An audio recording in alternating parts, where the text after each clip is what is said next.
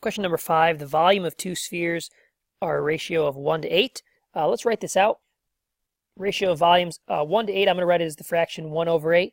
If you recall our discussion from class, there is a distinct relationship between the ratio of side lengths, heights, radii, anything measured in one dimension, to the ratios of areas, surface areas, lateral surface areas measured in 2 dimensions, and ratios of volumes measured in 3 dimensions.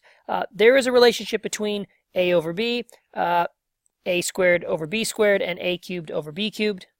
And that is, if I have the ratio of the side lengths a over b, if I square a and square b, we get the ratio of the areas, surface areas or lateral surface areas. If I'm given the ratio of the areas, we can go back by taking the square root of my numerator and denominator. If I'm given the ratio of sides, a over b, we can cube both the numerator and denominator to get our ratio of volumes.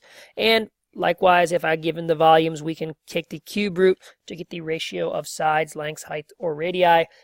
These are not actually to find the values. This is just the ratio of sides, areas, and volumes. This graphic from class. So going back to our problem, we are given a ratio of volumes and we turn it into a ratio of radii. So we are going to take the cube root of both the numerator and denominator, which is the cube root of 1 over the cube root of 8, which gives us an answer of 1 to 2.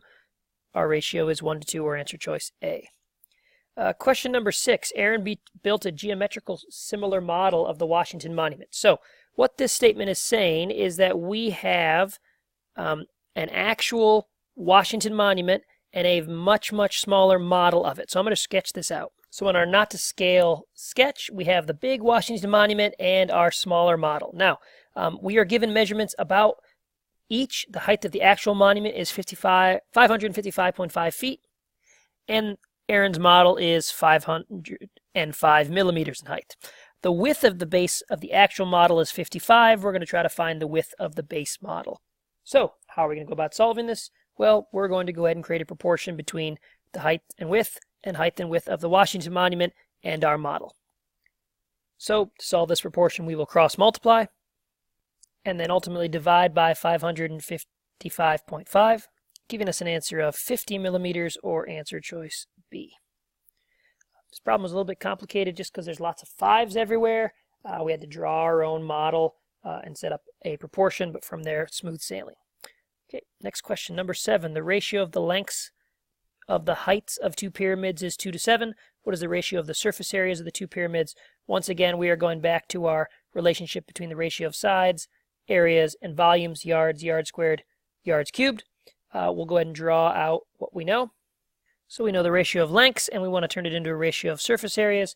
To do that, we are going to go ahead and square both the numerator and denominator, meaning we have 2 squared over 7 squared, which is 4 over 49, which we see is answer choice B.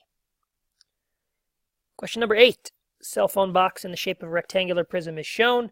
The height of the box is 4 centimeters. The height of the original box is to be increased by 3.5 centimeters.